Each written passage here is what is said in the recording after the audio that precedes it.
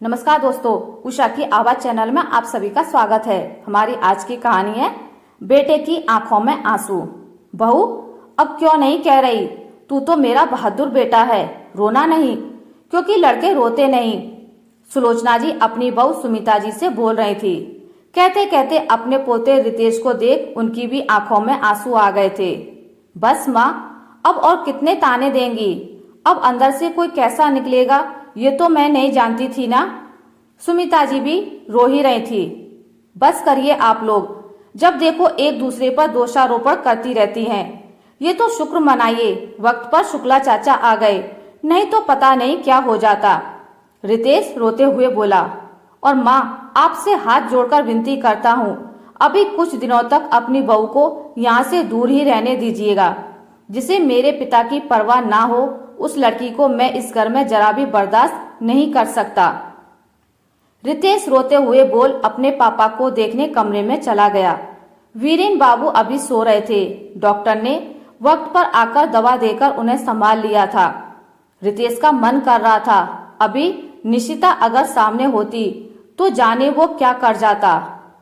आ रहा हूँ शुक्ला चाचा से मिलकर, कहकर रितेश घर से बाहर निकल गया। माँ, जानती हूँ आप सब मुझसे नाराज हैं और होना भी चाहिए, पर माँ जी, निशिता के भीतर झांककर तो मैंने नहीं देखा था, और वो ऐसा व्यवहार करेगी वो तो कोई सोच भी नहीं सकता है। सुमिता जी अपनी सास का हाथ पकड़कर माफी मांगते हुए कह रही थी। बहू, एक बार तो अपने बेटे के दिल को भी समझने की कोशिश करती। वो जरा सा भी रोता था तो तू हमेशा कहती थी, क्या लड़कियों की तरह रो देते हो, और उसे तूने पत्थर का बनाने की कोशिश की, पर आज तेरी वजह से ही उसकी आंखों में आंसू हैं। सुमिता जी की सास ने कहा, मैं सब ठीक कर दूंगी माँ जी। अगर निशिता ने आकर माफी ना मांगी और ना अपना व्यवहार बदला तो रितेश और उसके रिश्ते का अंत ही करना सही रहेगा। कुछ सोचते हुए सुमिता जी ने कहा। उठकर वो पति के पास गई, जो दवा के असर से सो रहे थे। उनका हाथ पकड़कर लग रहा था वो माफी मांग रही है। कमरे से बाहर निकलकर उसने अपनी बचपन की दोस्त सुरेखा को फोन लगा दिया।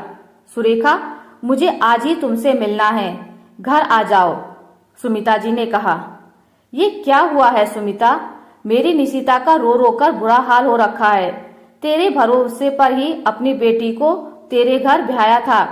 तुमने ही उसे अपनी बहू बनाने का वादा किया था, फिर उसे इस तरह घर से निकाल दिया। ये तुम लोगों ने सही नहीं किया। तेज लहजे में सुरेखा ने कहा।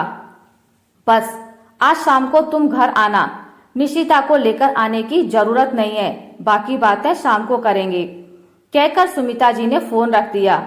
शाम को जब सुरेखा जी घर आई, घर का गमगीन सा माहौल और रितेश और उसकी दादी का अनमना सा व्यवहार देखकर सुरेखा जी को किसी अनहोनी की आशंका जताने के लिए काफी था।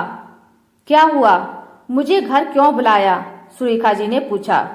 सब बताती हूँ, पर पहले जरा मेरे साथ आ, कहती हुई सुमिता जी रेखा जी को उस कमरे के पास ले गईं, जहां वीरेन बाबू लेटे हुए थे।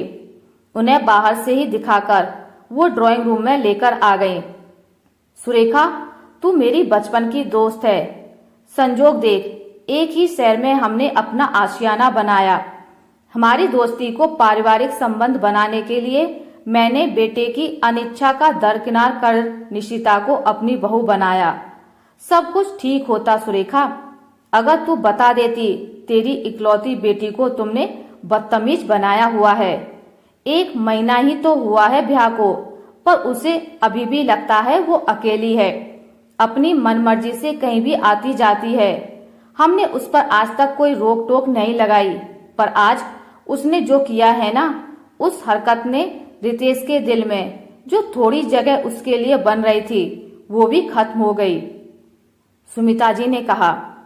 क्या किया उसने सुमिता? मुझे तो फोन कर बोली मैं मूवी जा रही हूँ, उसके बाद कुछ दिनों के लिए आपके साथ रहूंगी, मुझे नहीं जाना ससुराल। सुरेखा जी ने बोला।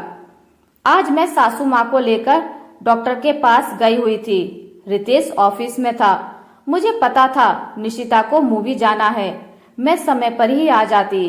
पर उधर अस्पताल में बहुत भीड़ थी, इसलिए हमें देरी हो रही थी। निशिता तैयार होकर मूवी के लिए निकल ही रही थी कि वीरेन जी ने उनसे कहा, बहू थोड़ा पानी दे दो, मेरा जी घबरा रहा है। पर उसने ना सुनी और बोलने लगी, मैं जा रही हूँ, आप खुद ले लीजिए।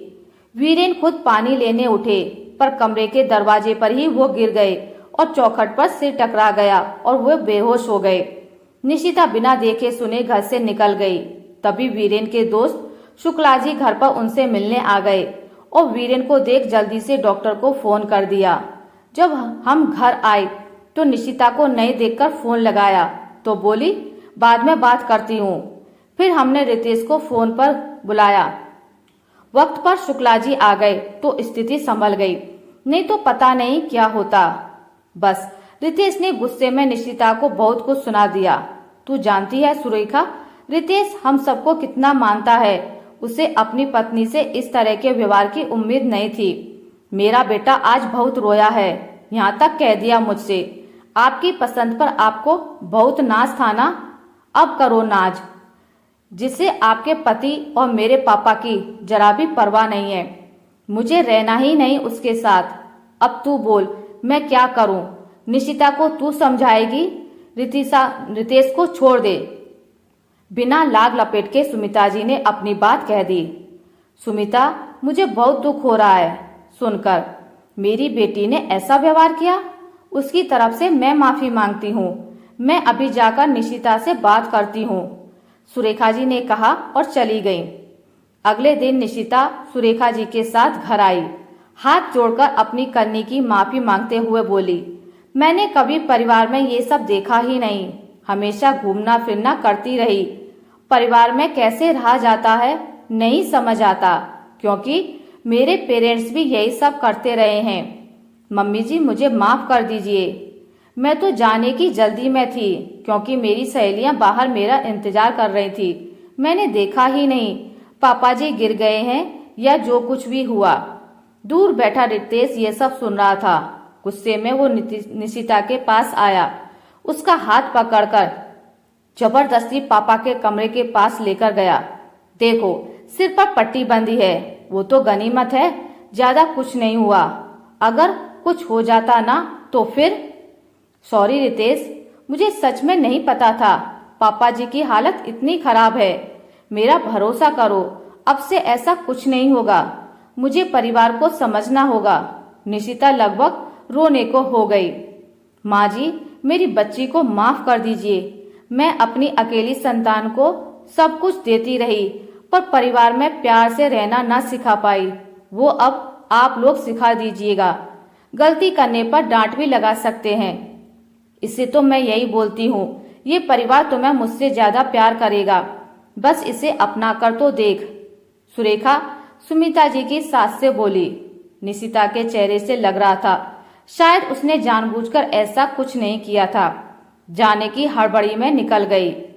अब जब माफी मांग रही है तो उसे माफ कर एक मौका और देना चाहिए। निशिता दिल की बुरी नहीं, बस थोड़ी मस्त मौला और अल्लड़ है, जिसका बचपना अभी गया नहीं और शादी हो गई। फिर धीरे धीरे समय के साथ उसने सबका दिल जीत लिया। आशा करती हूँ आपको मेरी आज की कहानी अच्छी लगी होगी। अगर आपको मेरी कहानी अच्छी लगी है तो इसे लाइक करें, ज्यादा से ज्यादा शेयर करें, और अगर आप मेरे चैनल पर नए हैं तो इसे सब्सक्राइब करना ना भूलें। मिलते हैं एक नई कहानी के साथ, तब तक के लिए नमस्कार।